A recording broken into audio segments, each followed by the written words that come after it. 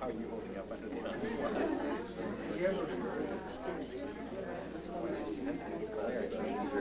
Light is absolutely horrible. I didn't mind so much when they had all of them. And there were just one. It just had those kind of looking. I got used to it. I'm very used to it.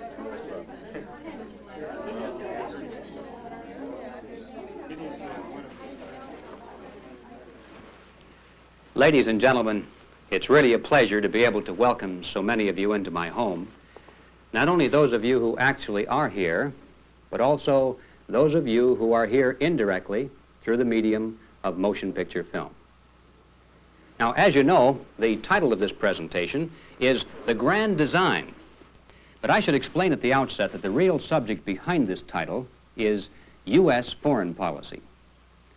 Now, I realize that there are some who might think that I was trying to be funny or sarcastic with that statement, because for a long time there's been a generally accepted view that our foreign policy has been so bungled and confused that it couldn't possibly have followed any design, much less a grand one. Ladies and gentlemen, the purpose of this presentation is to show not only that there is a grand design, but that it has been the consistent, dominant force behind absolutely every major move by the United States in the foreign policy field since at least the end of World War II.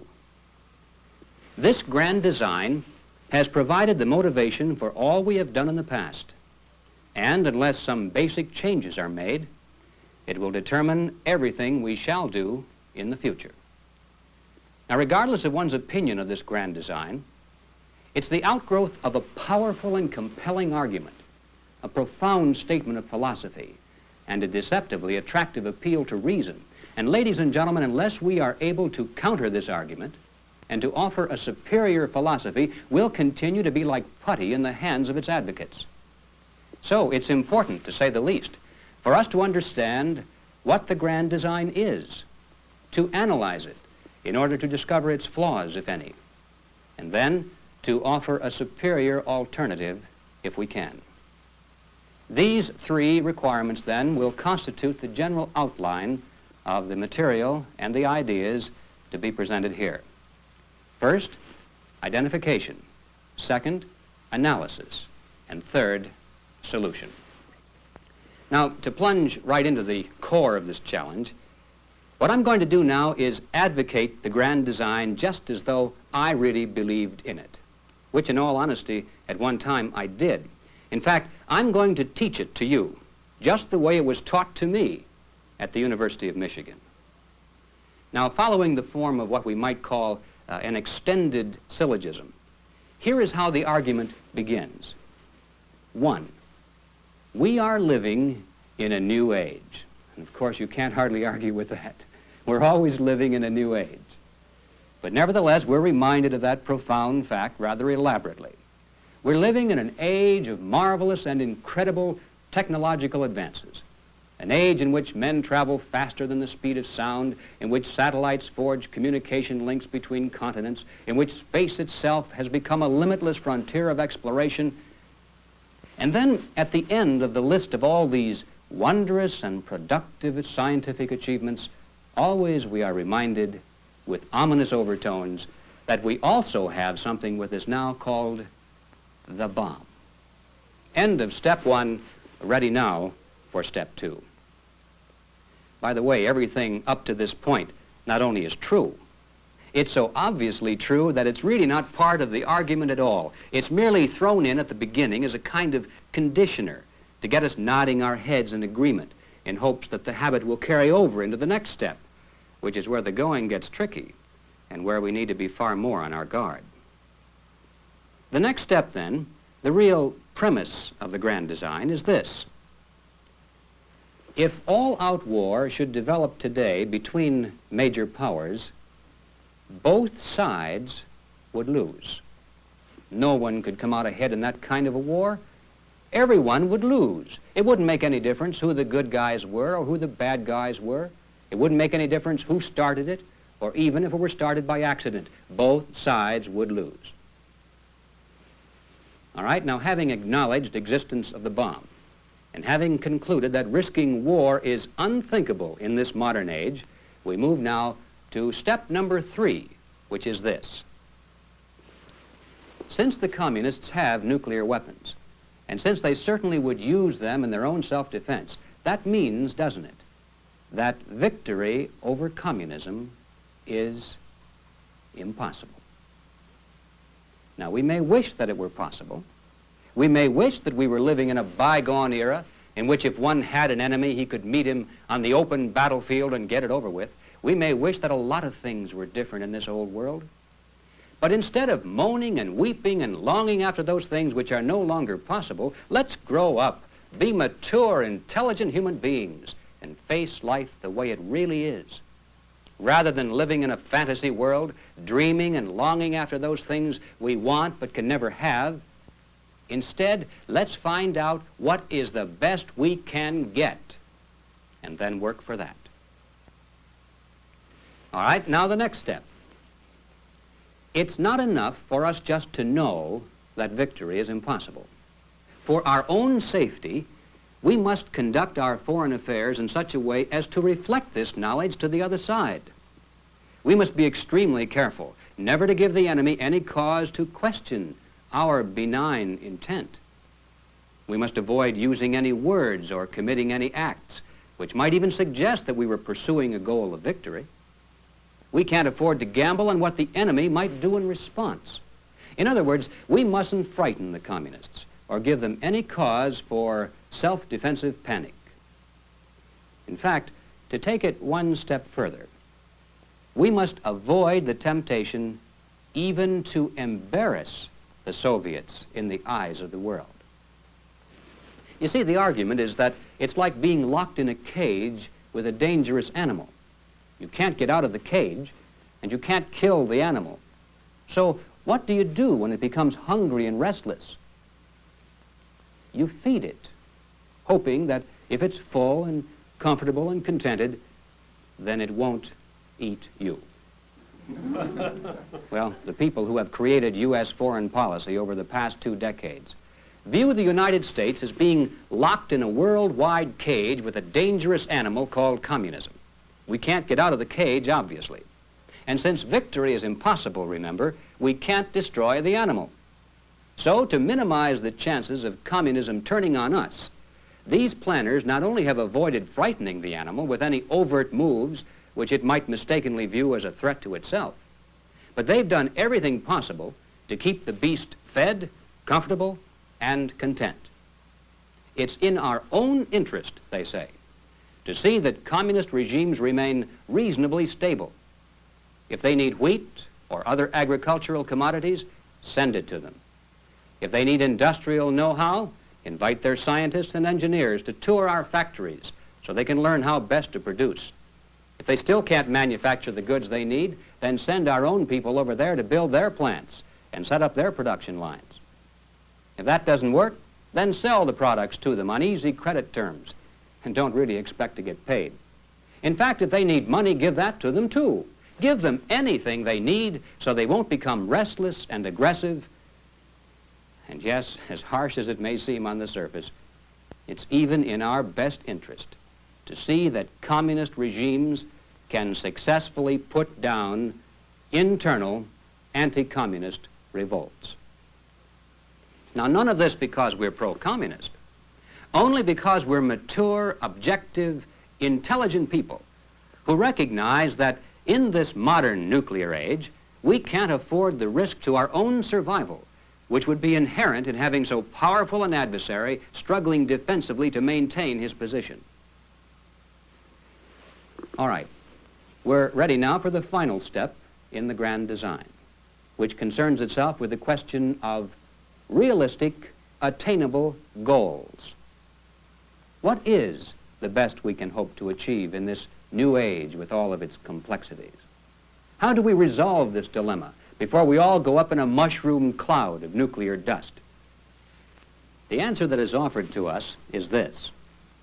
We should encourage the communist world gradually to move toward us, ideologically, politically, and economically, while at the same time we must be willing to move toward them ideologically, politically, and economically, to the point where, hopefully, in the not-too-distant future, we'll be able to merge our system with theirs, and of course with those of the rest of the world, to form some kind of a world brotherhood, a world union, a world government, to be exact, which by definition would hold a monopoly over all these weapons of mass destruction, and then nuclear war between nations finally would be impossible, for the simple reason that there no longer would be any nations, including our own. There would remain only a group of disarmed political subdivisions of an all-powerful world government. Of course, the grand designers scoff at the suggestion that such a concentration of power in one place might ideally be suited for a total consolidation of control into the hands of a small group of power-hungry world politicians. They particularly scoff at the possibility of this power falling into communist hands through the tactics used so successfully by their agents working within every other coalition government in which they've ever participated.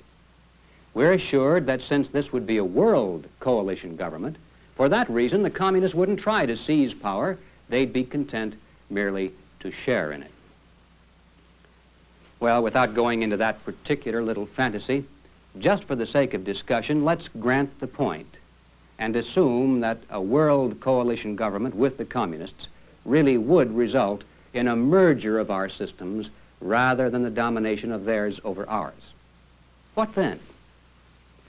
Well, first of all, we would have to be willing to give up certain things that we would rather retain, such as our sovereignty and our independence. In other words, we must be willing to abide by the political dictates of the majority of other nations. One man, one vote in a world democracy. We must merge our monetary system with those of other nations, eventually to form a world currency. We must willingly submit all international disputes to a world Supreme Court and abide by those decisions regardless of the outcome. And above all, we must turn over our most powerful weapons and even our armies to international control so that the new world government will possess sufficient military might to compel the various political subdivisions by force, if necessary, to comply with the dictates of its laws and the decrees of its court. Now, to be sure, we'd prefer not to have to do any of these things, because obviously if we're going to merge with other countries, other cultures, other legal systems and political ideologies, we can't expect the whole world to adopt our way of doing things. It'll be a give and take situation in which we'll have to seek a common denominator, a middle ground between our way of life and the way things are done in other parts of the world. And of course, the result of such a compromise of systems predictably would have to be a mixture of the volatile dictatorships of Latin America, the tribal customs of newly emerging Africa, and the socialist regimes of Europe and Asia. Add to this concoction the necessity to absorb the doctrines and methods of communist regimes, and it's rather obvious that we're just going to have to give up certain cherished traditions and customs and learn to adjust to a way of life substantially different from that which we inherited. But it won't be so bad. We'll get used to it, and future generations won't know the difference. Besides, we really don't have any choice in the matter. It's that or the bomb. So let's get on with the job of putting an end to our own nationhood, as it has been historically defined. Now, ladies and gentlemen, the men who have formulated this grand design consider themselves to be part of the intellectual elite. In other words, in their opinion, they're just a little smarter than the rest of us. They feel that the average American doesn't quite have the intelligence or the aptitude to understand the wisdom of their grand design. As a matter of fact, they're rather worried that if enough of the American people suddenly discovered what was really going on, they might get out of hand and insist on their leaders doing something silly, like winning for a change. And so in order to keep us contented at the polls and to prevent us from asking too many questions, sometimes it's necessary for them to put up a pretty good show of standing firm against the communists, to make some strong nationalistic statements now and then, and perhaps even to get us involved in some limited wars, which, although they're clearly not waged in any way to endanger the enemy or weaken his position, still, with the daily loss of American lives in a shooting war against communists, who would dare suggest that our foreign policy is soft on communism? And in this way, the grand designers are confident that the American people will remain satisfied that their leaders are really standing firm and doing all that is humanly possible. But in reality, ladies and gentlemen, they're merely buying time. It's their plan that the old-timers among us, those of you who have been raised with those old-fashioned and outmoded concepts of patriotism and love of country, that in time your generation will pass away, or at least become the minority voice. And at the same time, they're catching the younger generations coming up through the high schools and the colleges, like they caught me. And the grand designers are confident that in just a few more years, especially if they can lower the voting age, the political majority of the American people can be conditioned to accept the total abandonment of our national sovereignty. Well, now I realize that for those of you who have never before heard the grand design spelled out in detail like this, it's almost impossible to believe that it's real. And there may be some of you who are wondering if perhaps I just haven't dreamed up all this. So let's turn now to the actual words and the documents of those men who not only fully endorse the grand design, but those who have been instrumental in creating it in the first place and who helped to put it into action. Now, I'm going to try not to bore you with a lot of long quotations, but in order to give you some idea of just how real and consistent this grand design is, I think it's necessary to offer concrete examples from a broad spectrum of American leadership and over a wide time span. For the philosophy which I have just summarized has been held and preached for many years by opinion molders in the communications media, by congressmen and senators, by high-ranking personnel in all agencies of the federal government, by secretaries of state, secretaries of defense, Supreme Court justices, and even presidents of the United States. A good place to begin is with a speech delivered by Joseph E. Johnson on February 2nd, 1959. Mr. Johnson, as you may recall, formerly was the #1 man in charge of our State Department Policy Planning Division. But at the time of these remarks, he was president of the Carnegie Endowment Fund for International Peace, one of the many tax-exempt foundations that altogether spend each year millions of dollars just to promote the grand design. Now, speaking at a luncheon in New York, Joseph E. Johnson said, and this is a direct quote, "From now on, every decision facing the United States in this foreign policy field must be taken in light of the fact that a good part of the country could be destroyed. We must be prepared to fight limited wars, limited as to weapons and as to goals, to stabilize the situation temporarily, tide things over. But victory is no longer possible." Well, moving from the State Department now to the Defense Department and to the Pentagon, we come across this article syndicated by the Associated Press on February 4th, 1968, entitled "Robert S. McNamara, Reflections After 7 Years on the Hot Seat." And I think you'll find most revealing this direct quote from our former Secretary of Defense. "It became clear that we couldn't win a strategic nuclear war. The concept of massive retaliation was ruled out. Then it was necessary to educate the public and the Congress that we couldn't win a strategic nuclear war. We said it in different ways over a period of time. I consider getting that concept across our greatest single accomplishment." Well, in the transcript of the hearings before the Senate Armed Services Committee on February 25th, 1966, again we find McNamara testifying, this time officially as our Secretary of Defense. And he said, "To declare war in Vietnam would add a new psychological element to the international situation, since in this century, declarations of war have come to imply dedication to the total destruction of the enemy. It would increase the danger of misunderstanding our true objectives. The August 2nd, 1961 issue of the Congressional Record contains a statement by Senator J.W. Fulbright, chairman of the Senate Foreign Relations Committee, and, of course, a longtime exponent of the grand design. Here is what Fulbright said.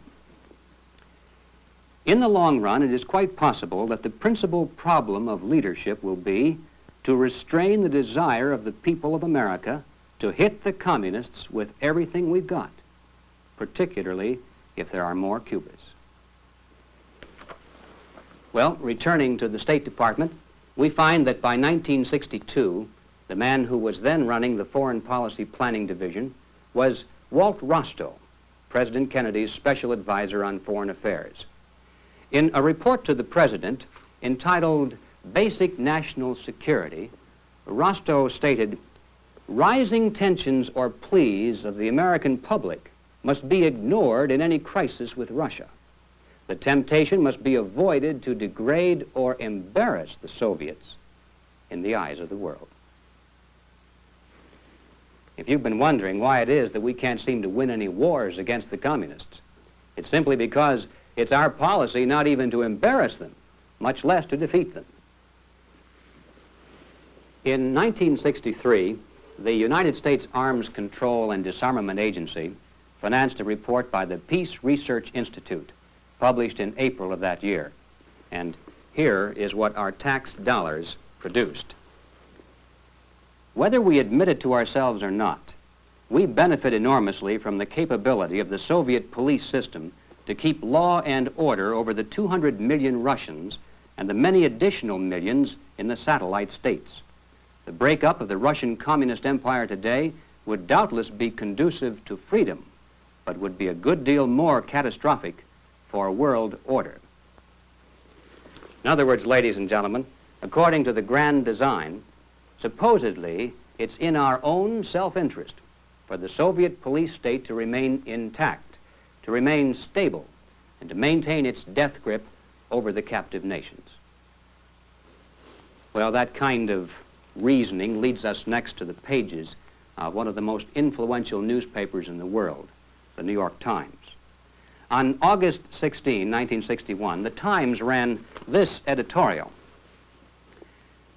"We must seek to discourage anti-communist revolts in order to avert bloodshed and war.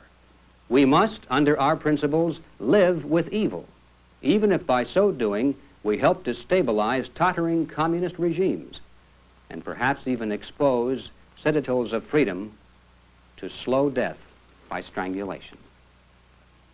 Is that shocking? Well, if you accept the premise of the grand design, it shouldn't be. It's then merely the cold and objective appraisal of our limited alternatives in this nuclear age. Well, let's bring this philosophy now to its ultimate conclusion and see what the world planners have to say about the future role of American sovereignty. Returning again to the words of Senator Fulbright, we find this most revealing book by him entitled Old Myths and New Realities. And bear in mind that this was written by the chairman of the Senate Foreign Relations Committee, one of the most influential legislative committees in Washington. Now, on page 25, Senator Fulbright has this to say: "The problem for American policy is not in defining what we would like. It is rather how to live with the best we can get." And then on page 87, he continues, "The concept of national sovereignty has become in our time a principle of international anarchy. Our survival in this century may well turn out to depend upon whether we succeed in transferring at least some small part of our feelings of loyalty and responsibility from the sovereign nation to some larger political community." And then again he repeats back here on page 108, just so that no one misunderstands what he's trying to say. "The sovereign nation can no longer serve as the ultimate unit of personal loyalty, and responsibility.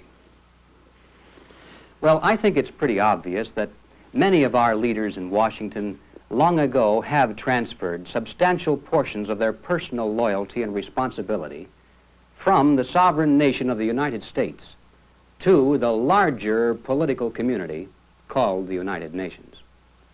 In their own minds, it's likely that they consider themselves to be citizens of the world first and citizens of the United States second. In any decision where the interests of America are in direct conflict with those of the larger political community, you can be sure that America will wind up on the short end.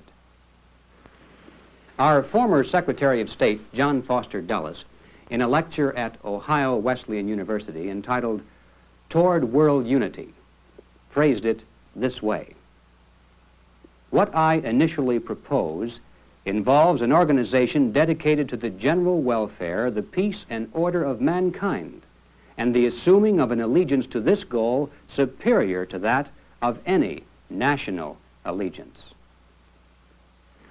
Well, returning again to the words of Walt Rostow, our former chief of the State Department Policy Planning Division, we find an unusually open and frank summary of the objectives of the grand design spelled out in his book, The United States in the World Arena, which incidentally was subsidized by the CIA.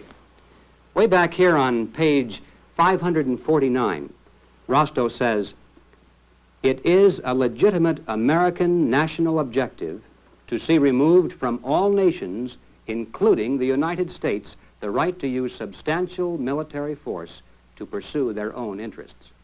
Since this residual right is the root of national sovereignty, it is therefore an American interest to see an end to nationhood, as it has been historically defined." Well, Justice of the Supreme Court William Douglas wrote an essay entitled "The Rule of Law in World Affairs," published in 1961 by the Center for the Study of Democratic Institutions, which in turn, of course, is financed by another of those tax-exempt foundations, the Fund for the Republic. On page 32, Douglas wrote, "There is no reason for us to get tangled up in legalisms that march inexorably to the conclusion that total and complete sovereignty must be retained. For we now know that when that claim is pressed by all nations, everyone faces extinction in a nuclear holocaust." Well, that's a pretty precise summary of the grand design. In just 2 sentences, we're told that it's either world government or the bomb. Take your choice. By the way, the general theme and purpose of that pamphlet was to generate public support for increasing the power and prestige of the UN World Court, and also to lend support to a drive at that time for the repeal of the Connolly Amendment. Now, without getting too involved in this, I should explain that when the Senate ratified the UN statute of the International Court of Justice and agreed to commit the United States to accept the final decisions of the UN World Court, it was generally understood that the court would never meddle into our purely domestic affairs. But there were some who feared that in time, the World Supreme Court would begin to find legalistic ways to declare that what we think is strictly our own business and no one else's is, in a larger sense, also the concern of mankind. So, to prevent the World Supreme Court from extending its jurisdiction into our local affairs, the same way in which the Federal Supreme Court has gradually assumed jurisdiction over what was once considered to be the local affairs of our own states, the Senate voted for an amendment to the statute proposed by Senator Tom Connolly. This amendment still stands and simply says that what is or is not a domestic affair of the United States will be determined by the United States, not by other nations or by the World Court itself. And so it's understandable why the grand designers have felt the need to generate greater public support for the International World Court and to repeal the Connolly Amendment. Now, on April 4th, 1960, Vice President Richard Nixon issued a statement under the official seal and letterhead of his office. And this statement read in part as follows: Many well-intentioned people have raised the basic question, why have an international court in the first place? The answer, putting it in its simplest and bluntest terms, is that even nations that are friends are bound to have disputes. If those disputes are not settled by negotiation, the only alternative left is to settle them either by force or by law. At a time when the use of force means unleashing nuclear weapons which would destroy civilization, all sensible people agree that we must find some alternative to force for settling international disputes.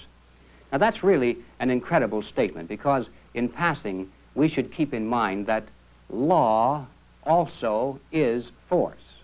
If the courts don't have the police and the armies to back up their decisions with force if necessary, then there's no law. Law is force, legalized. And so, with this reality in mind, Mr. Nixon's statement continues. There are some today who believe that the prospect of the use of atomic weapons to settle international disputes is so terrible that we should set up a new all-powerful world organization which would have jurisdiction over disputes between nations. I disagree with this approach. I believe that rather than setting up a new international institution, we have to begin to use the one we already have. And then Vice President Nixon continues in his statement and concludes with strong assurances that we have nothing to fear and much to gain by repealing the Connolly Amendment. The international institution we already have, of course, is the United Nations. Most Americans good-heartedly accept the UN as a kind of farcical debating society. But I can assure you that the grand designers have other thoughts and plans. The May 1964 issue of the official UN Monthly Chronicle contains these glimpses into the future through the eyes of Secretary General U Thant. If we are to make the next step toward world authority and then onward to world government, it will be by the growth in authority and prestige of the United Nations and the International Court. Some form of regulatory international machinery of government in the true sense of the word is required. Such an authority cannot merely consist in a paper constitution and must be based in a certain degree of power. Well, a certain degree of power doesn't sound very menacing, but just how much power would it take to make the vision of a world government come true? Well, obviously, it would take whatever amount is required to be superior to that of any political subdivision beneath it. It would have to be so powerful that no nation could be able to challenge it without risking nuclear annihilation at the hands of the UN Army. But of course, if that happened, no one could possibly object, because it wouldn't be called an act of war. It would be a peacekeeping maneuver by a peacekeeping force, and the mushroom cloud would rise from a peacekeeping bomb. Now, I know this must sound fantastic to some of you, so let's get back to the record. In 1961, the State Department published Document 7277, a booklet entitled Freedom from War, and the subtitle explains what it really is: the United States Program for General and Complete Disarmament in a Peaceful World. Now, this was our proposal submitted to the General Assembly of the United Nations for disarming and transferring to the UN complete control over our atomic weapons, our missiles, and our national Army, Navy, and Air Force as well. Everything except what we might need for a limited internal police function. Now, after 18 pages of detailed proposals, we finally discover in plain language the ultimate goal of our disarmament program. And this, ladies and gentlemen, is a direct quote. Disarmament would proceed to a point where no state would have the military power to challenge the progressively strengthened UN peace force. Well, of course, 1961 was a long time ago, and it's true that State Department publication 7277 is no longer our official position on disarmament. It was replaced by this one, Arms Control and Disarmament Agency publication number 4, General Series 3, and as you can see, it's entitled Blueprint for the Peace Race. On page 33, we find the new position. The parties to the treaty would progressively strengthen the United Nations Peace Force established in Stage 2 until it had sufficient armed forces and armaments so that no state could challenge it. And so it has gone year after year, revision after revision. The basic objective of our disarmament proposals has been and is today the objective of the grand design, the creation of a true world government with sufficient military force to compel all nations, including our own, to obey. The January-February issue of Vista magazine, published by the United Nations Association, featured an exclusive interview with former President Eisenhower dealing with exactly this subject. The reporter, Mary Kersey Harvey, a senior editor of McCall's magazine, wanted to get the President's reaction to a proposal by Grenville Clark, which would establish a permanent UN World Army. After outlining the Clark proposal for President Eisenhower, here is what Miss Harvey reported. The President studied the above plan quickly, and, as I had expected, caught the ball and began to run with it. You'd have, he began to plan out loud, world marshals comparable to our U.S. marshals backed by armed forces. Non-compliance with UN law, and you send in the UN forces. He orchestrated this point at some length. And, too, he hammered away, the UN needs nuclear power. He bore down hard on the word nuclear. Take this example, he hurried on. You have two countries in a border argument. The UN orders the matter to be taken to the International Court. One or both of the disputants refuses to submit to compulsory arbitration. The UN, which by now has in its possession a fleet of submarines armed with nuclear warheads deployed around the world, orders one of the submarines to proceed to the area. The world is then told that if firing breaks out for any reason whatsoever, a tactical nuclear weapon will be delivered onto the disputed territory. If this threat fails to prevent armed conflict, you back it up with action. And that, ladies and gentlemen, is the grand design for preventing nuclear war. Well, that's all the quotations and exhibits that time permits, which is in a way unfortunate because the examples I've used so far have been slightly top-heavy with Republicans. If I had more time, I could balance it out and then get everybody mad at me. But seriously, ladies and gentlemen, it's just as easy to find the sentiments expressed here within the top ranks of one major party as it is the other. The grand design has absolutely nothing to do with partisan politics. These men aren't nearly as much Republicans or Democrats as they are world politicians. They've got bigger things to occupy their minds than mere party labels. To them, partisan politics is only a game to amuse the masses who crave the showmanship of big national conventions, the excitement of partisan campaigns, and the satisfaction of casting a vote in the illusion that somehow they're really helping to decide the important issues of the day. But with precious few exceptions. For the past 2 decades, the American voter has had to make his choice between Grand Designer A and Grand Designer B. It's always a source of amazement to me when I hear someone criticize our leaders for being confused in the area of foreign policy, of reversing their position, of bungling the job and not having any long-range goals. These men are not bungling the job. They're acting in accordance with a definite, well-thought-out plan, and they've been executing that plan with brilliant precision. We may or may not like the plan, but let's not kid ourselves into thinking that there isn't any. Now, I, for one, don't like the plan, and you may wonder why not. As you recall, earlier I said that when I was first exposed to the grand design, it seemed like a compelling argument. After all, each of these steps do seem to progress logically one to the other. So, having taken this much time merely to expound and explain a point of view which I no longer accept, I think the least I can do now is to offer the reasons for having changed my mind and to expose what I consider to be the fatal flaws of the grand design.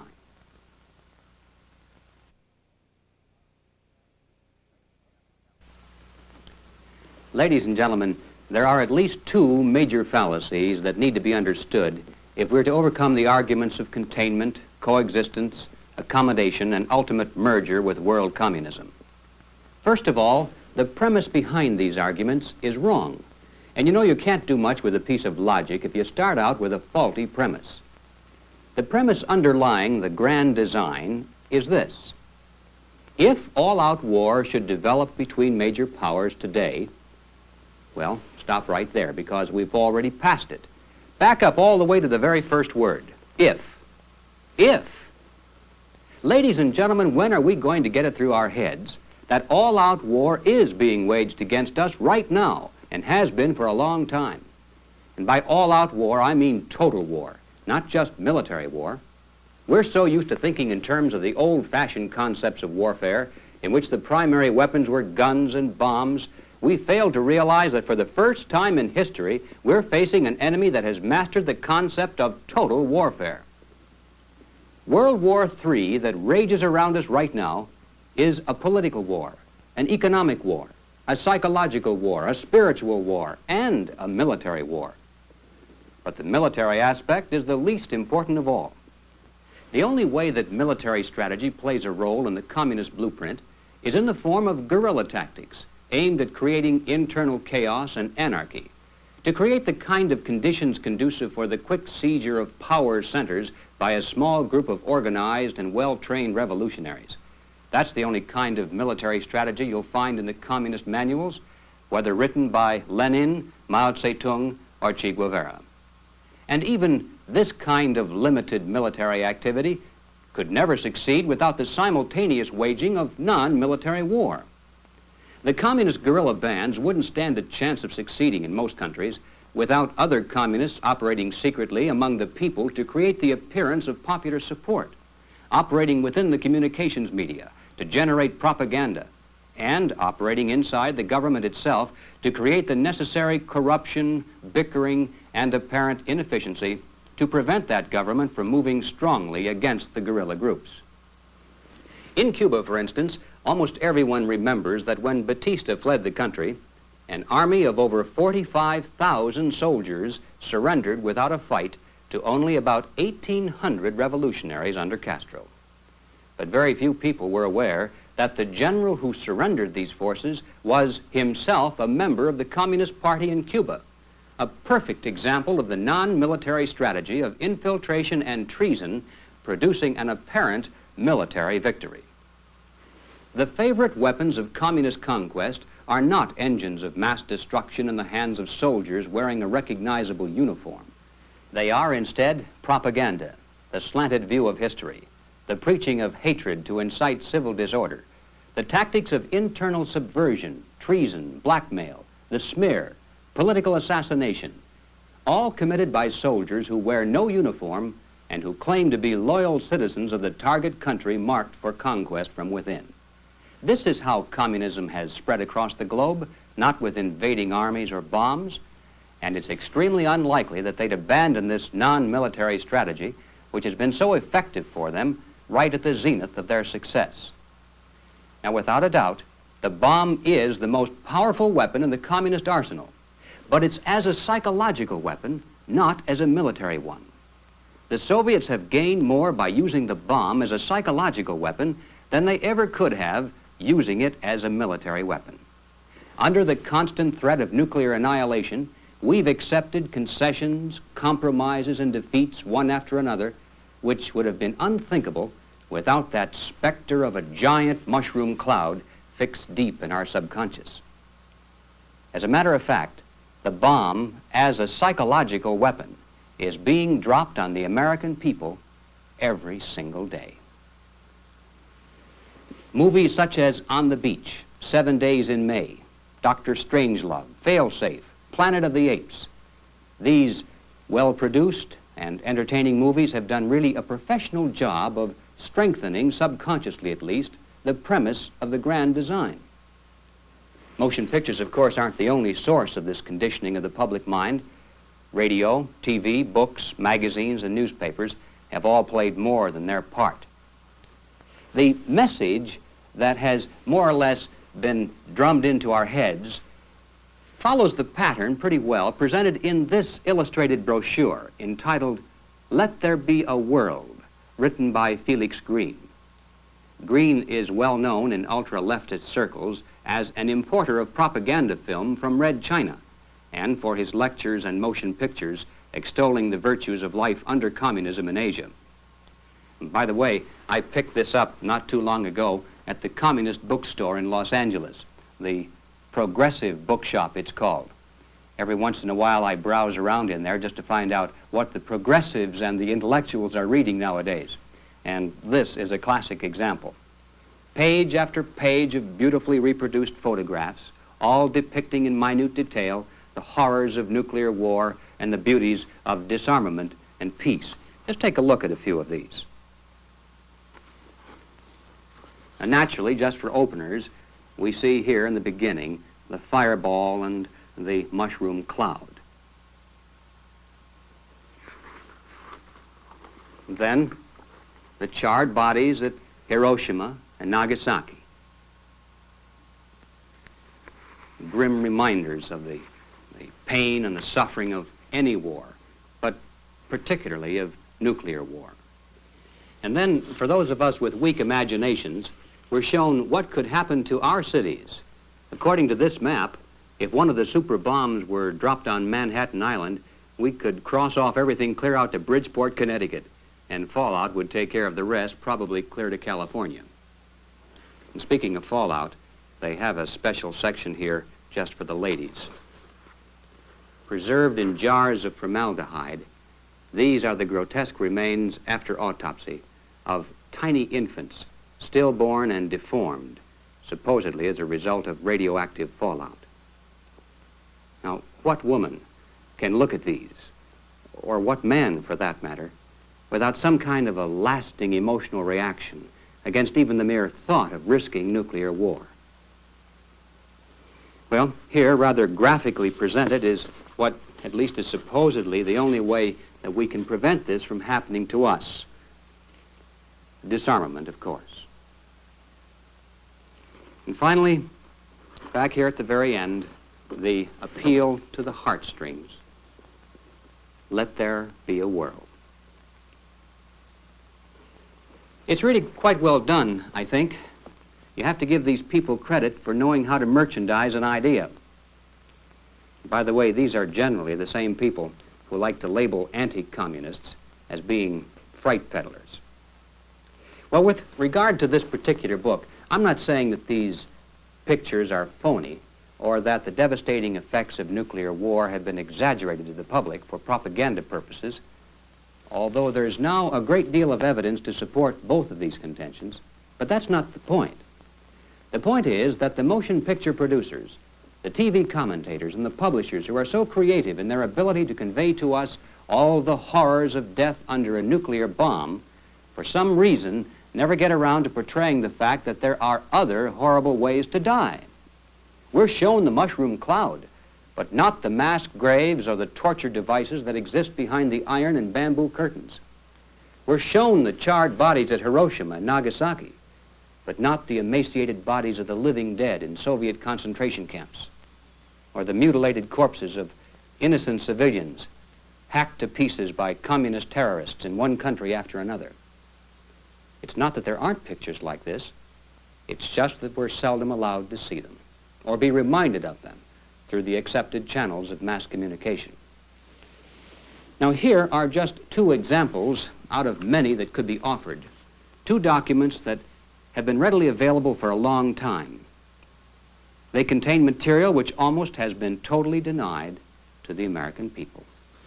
The first is a government pamphlet entitled "Lest We Forget, a pictorial summary of communism in action." It consists primarily of photographs smuggled out of Eastern Europe, providing documentary proof of communist atrocities committed in those lands in order to liquidate anti-communist opposition, and to terrorize the people into submission. Now, there's no professional touch here, but the pictures still tell the story. We have the mass graves, the soundproof torture chambers,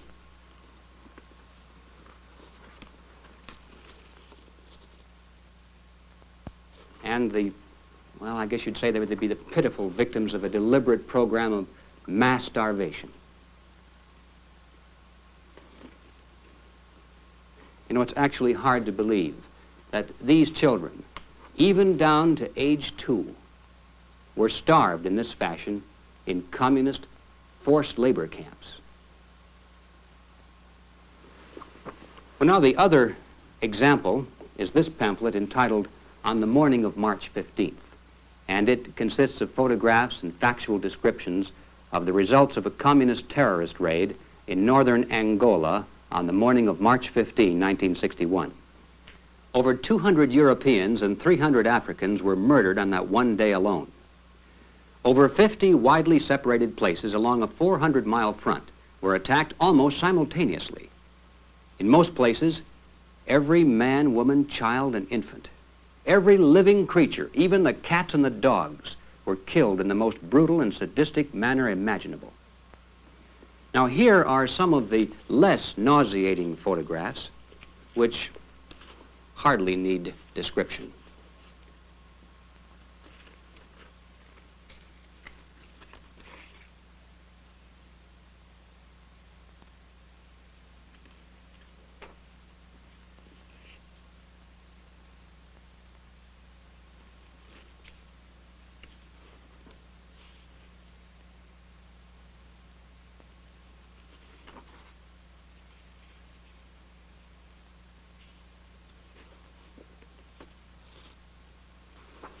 You know, seeing that picture of the infant in the bassinet reminds me of one account which, forgive me, ladies, I must read, even though it sickens me to do so.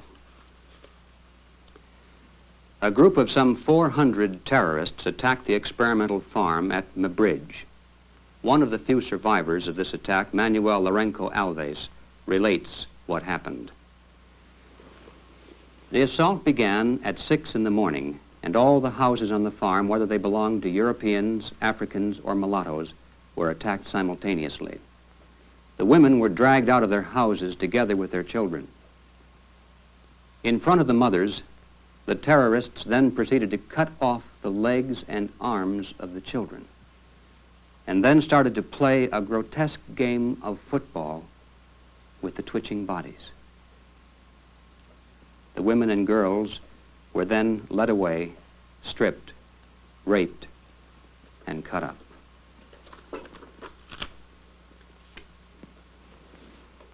Ladies and gentlemen, I've discussed these scenes and shown these pictures, not because of any desire to be sensational, believe me, but merely to help balance the scales of our judgment, to emphasize the almost forgotten fact nowadays that there are other horrible ways to die.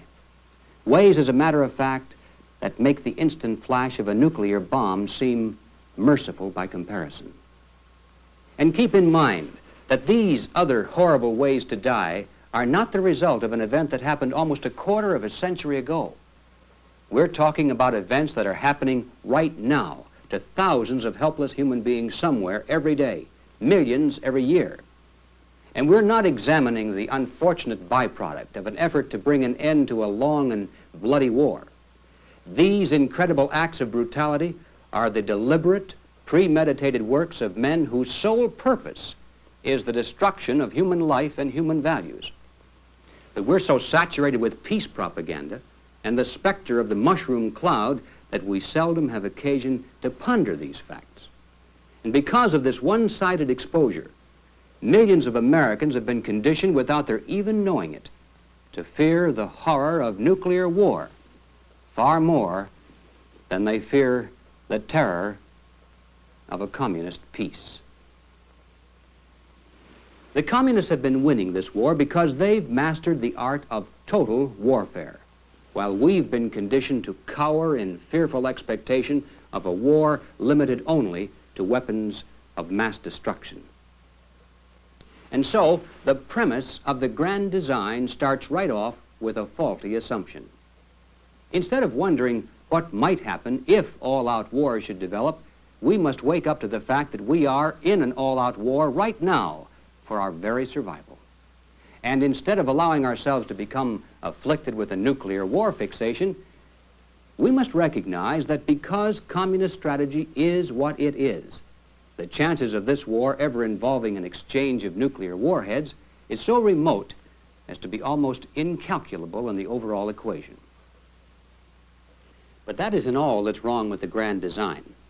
Another fallacy that needs to be exposed once and for all is the absurd conclusion that victory is impossible. Ladies and gentlemen, victory not only is possible, it's inevitable. Let me repeat that because it's so important. If you remember nothing else I've said, remember this. Victory not only is possible, it is inevitable. The only question is, for which side? It's inconceivable that the forces of freedom and the forces of slavery can coexist side by side indefinitely. One or the other is going to triumph in our lifetime. And if you want to satisfy your curiosity as to which side it's going to be, all you have to do is take a piece of paper and a pencil and a graph paper and mark off one side with the year starting 1945. On the other side, using whatever measure you wish, mark the relative level of prestige, power, and influence of the United States and of world communism. Chart the progress through the years right up to the present, and I think you'll find the resulting bar graph to be highly instructive. With hardly any deviation in the line, the power of world communism has been moving steadily upward, while that of the United States has been moving and sinking from one new depth to another. Take a ruler, then, and project both of these lines into the future, and you can see in very graphic form that unless there are some drastic changes in U.S. foreign policy, a policy that's been followed consistently by all administrations and both political parties since 1945, we are going to lose. It's as simple as that. Now, don't misunderstand me. I'm not a prophet of doom. I'm not saying that we're going to lose. I'm saying only that in order for us to have any chance to win, we must first wake up to the reality of that grand design that is U.S. foreign policy, and then we must set about to change it. And that, of course, leads us to the third and final question: change it to what? Now, ladies and gentlemen, you'd better hang on tight for this next part, because I know from experience that the ground ahead gets pretty rough in places. Some of you are going to be shocked, and the rest probably scared right out of your wits, because I'm going to propose my own grand design. I call it the grand design for victory, and it's not for the faint-hearted. Step one in my grand design for victory is the premise that we must be captains of our own ship. We must restore our military, economic, and political independence from the strangling entanglements of that budding world government called the United Nations. Instead of phasing out our best weapons, we should phase out all disarmament programs and those who propose them. As we should have learned at Pearl Harbor, disarmed and militarily unprepared nations are far more apt to become involved in war than those fully prepared to strike back. The best way to preserve the peace is to be prepared for war. And the best way to end the arms race is to move so far out in front that it ceases even to be a race. Now, instead of seeking ways to water down our principles and our traditions to the point where they can be accepted and merged with those of the majority of the world, we should be striving actually to improve and upgrade our American way of life even beyond present standards, and then let the rest of the world follow our example if they so wish. With regard to world communism, we must face up to the reality that whether we admit it or not, and whether we like it or not, we are now engaged in World War III, a total war in which the stakes are nothing less than our lives and our freedoms. And in this war, our goal must not be containment of or coexistence with communism. It must be victory over communism in order for us even to survive. It's not that we want it that way. It's just that we have no other choice. Now, before you nod in agreement with this goal of victory over communism, let me clarify just what that means. I'm not thinking in terms of those empty phrases and platitudes that so often fall from the lips of politicians. When I say victory over communism, I mean exactly that. Wherever the communists choose to advance by overt military force, whether that force manifests itself in the form of a Berlin blockade or a Vietnam guerrilla war of so-called national liberation, no matter what form it takes, it must be destroyed immediately by superior military force. And notice I didn't say checkmated, I said destroyed. International crime not only must be stopped, it must be punished. Now, of course, the question that rushes to mind at this point is, what about the danger of escalation? Ladies and gentlemen, the total objective of military warfare, once it breaks out, is to escalate it as rapidly as possible to beyond the endurance of the enemy so he'll quit fighting. Without escalation, the slaughter continues on and on with no end in sight, and in fact no goal worthy of the sacrifice. Come to the table, we say to the communist thugs. We mean you no harm. All we ask is that you stop killing people for a while, long enough for us to hold a conference to see if we can't negotiate something to you that you want. I wonder how many of you would be willing to give your lives for that. And yet, that is the goal for which we've asked over 1 million Americans in uniform to be willing to die if necessary. And I don't think it's worth a single drop of American blood. When you put a young man in uniform and ask him to face an enemy in mortal combat, you'd better give that boy every chance in the world to win so he can come home. And that, ladies and gentlemen, means escalation. In Southeast Asia, instead of fighting the communist forces on the ground in an exchange of manpower, we should have followed General MacArthur's proposal to take the war directly to the nerve centers of the enemy's home base using our superior air power. Fighting on the ground, man for man, against the limitless population reserves of communist Asia is just about the only way the United States possibly could lose a war. Destroy from the air the sources of supplies and leadership. Then the guerrilla fighting on the ground would soon wither to no more than a local police problem. When the enemy suddenly realizes that the cards are no longer stacked in his favor, that he no longer has privileged sanctuaries, and that he might even stand to lose something for starting a war, he'll come to that peace table so fast it'll make your head swim. And when he gets there, there's only one thing we discuss with him: his surrender terms, nothing else. Now, any serious plan for victory over communism must recognize the need to accept the help of all willing and trustworthy allies. Yet in Korea and again in Vietnam, the nationalist Chinese have begged us to accept over 500,000 of their well-trained, fully equipped, strongly motivated troops, either to fight alongside our boys or to replace them altogether. And we decline to accept. Why? Well, of course, it's not really so hard to understand when you recall the grand design. If the nationalist Chinese were ever allowed to get into what is basically their own battle against Red China, they just might get an uncontrollable urge to go home to the mainland. They might not stop when they got to the Yalu or the DMZ. In fact, they might even try to win, and that would ruin everything. But that is precisely my point. Instead of cowering and trembling in fear at the dreaded possibility of Red China coming into a war, we should hope and pray that the anti-communist Chinese and Koreans and Vietnamese would drag Red China into a war, screaming and kicking, and then by triggering internal revolts, liberate her people from the yoke of communist slavery once and for all. And we mustn't back away from this one bit if we're really serious about victory. For our goal must not be merely to keep the communists out of South Korea or South Vietnam. That isn't victory, That's containment.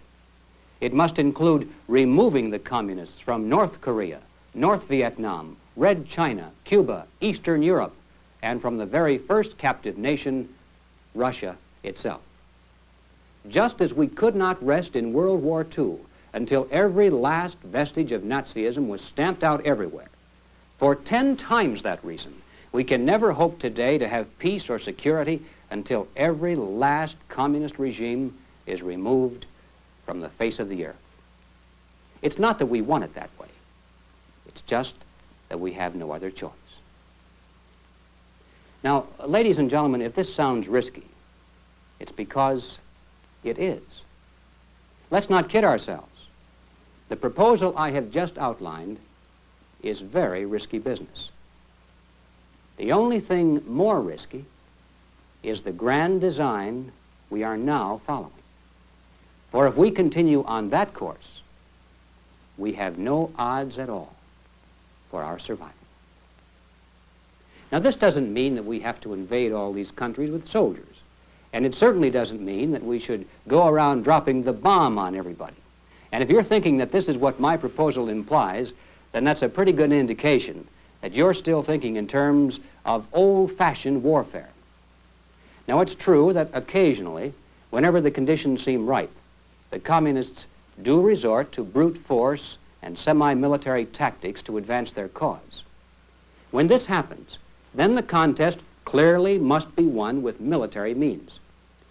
But because of the very nature of communist strategy, these hotspots never have and never will be more than diversionary tactics to implement the larger strategy in the total war, which is predominantly non-military. Just as we are losing this war through non-military means, if we ever hope to win it, we'll have to do so through exactly those same non-military means. Let me give you a few quick examples of how this can be achieved. First of all, and the most obvious of all, we must stop all trade and aid to communist regimes. Let these so-called socialist paradises try to exist on their own unproductive and bureaucracy-bound systems for a change, without being able to run to Uncle Sugar every time they're in trouble and see how long they'd last. I don't think that they'd last 2 years. Now, secondly, I propose that we recognize all communist regimes. Recognize them, that is, for what they are, our mortal enemies. And if we do that, then we withdraw diplomatic recognition from them, no longer invite their leaders to dine in the White House, and we send their espionage agents posing as diplomats packing from our shores. Now, our non-military strategy for victory over world communism must take into account that our strongest allies and our greatest army already is within the enemy camp. But these captive peoples behind the iron and bamboo curtains have learned the hard way that although American leaders talk a good line about world freedom, when the chips are down, they don't deliver the goods. You want to meet some bitter people? Talk to a few Hungarian refugees or some Cubans whose loved ones were abandoned at the Bay of Pigs. I'll never forget one conversation with a young Hungarian freedom fighter. He described how for months prior to the revolt, American radio transmitters in Europe had been beaming broadcasts into Hungary, encouraging the people to revolt and promising full support. Now, to men and women who are fighting for their lives, full support does not mean moral support and good wishes. It means guns and ammunition. And so when the revolt finally broke out, this young man told how sure he and his friends were that America would come to their help. After all, we promised. Each day, they'd radio a desperate plea to the free world for military supplies, particularly bazookas and hand grenades, something that would be effective against Soviet tanks that were then forming an iron ring around Budapest. And then they'd go to the airport and wait. Finally, on about the 4th day, an American transport plane circled the field for landing. And when they looked up and saw that big, beautiful American star on the side of the plane, he said they began to cry like babies, because at last the Americans had come through. When the plane landed, they were so anxious to find out what kind of weapons had been sent, they scrambled aboard and began to pry open the wooden crates with their bare hands. And do you know what they found? Powdered milk. They were stunned. They couldn't believe it. And then one of them got the idea that maybe the Americans had been clever enough to camouflage their shipment by hiding hand grenades or at least bullets inside the cans. And so they got a can opener and began desperately to open one can after another. But each was the same, powdered milk. Well, actually, it was disclosed later that at the same time we were declining to offer any real help to the Hungarian freedom fighters, our State Department sent a communique to communist Yugoslavia, and thus indirectly to the whole communist world, that made it clear we would not take any action to prevent the Soviets from putting down this revolt in Hungary. The message read as follows: the United States looks with disfavor upon governments unfriendly to the Soviet Union on the borders of the Soviet Union. And since Hungary lies on the border of the Soviet Union, with that assurance of non-intervention from the United States, the fate of the freedom fighters of Hungary was sealed. But returning to the young refugee telling the story, after describing the scene at the airport, he looked at me and he said, "When we needed your help, you chose instead to be friends with the Soviets. My people will never trust the United States again, or at least as long as the American flag flies over your embassy in Budapest, as a reminder to us that your ambassador of goodwill continues to exchange cordial greetings with our hated masters. On the day that you lower your flag and call home your ambassador, on that day, my people will fight again." And these are just about his exact words. I've had reason to reflect on that statement many times since, and I've come to the conclusion that if the captive peoples behind the iron and bamboo curtains were ever given any reason to believe that we were really on their side, instead of seeking an accommodation with their masters, it's my conviction that they would take courage, rise up as one, and topple their communist regimes the same way they were imposed in the first place, from the inside, and we wouldn't have to fire a shot. But we do have to stop helping the communists. We do have to stop dignifying their leaders as legitimate representatives of the people. And we do have to stand firm for a change and declare openly in word and deed our uncompromising dedication to victory over communism everywhere in the world. Now, ladies and gentlemen, that probably would be an easy place for me to end. 3 cheers for victory. But it's not quite that simple. I'd be less than honest with you if I closed it at this point, because we still are missing one final but very important consideration. Even though it's true that the bomb is primarily a psychological weapon today, and even though the chances are microscopically small that the bomb would be used in either our victory or our defeat, nevertheless, we can't entirely rule out the possibility. No matter how remote, it still exists. So now what is our position?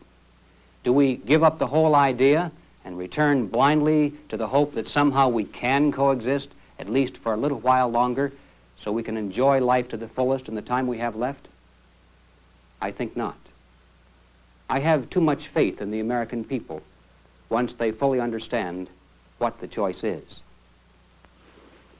Putting it very bluntly, ladies and gentlemen, if we are not willing to risk our lives, our beautiful cities, and all the material things which we value for those principles in which we believe, then how can we have the audacity to send our sons into a foreign battlefield and ask them to give their lives for those principles?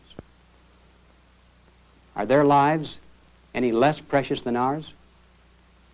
As far as I'm concerned, when we send that first American soldier into battle, when we first ask him to be willing to lay down his life for us, we put the whole nation right on the line behind him.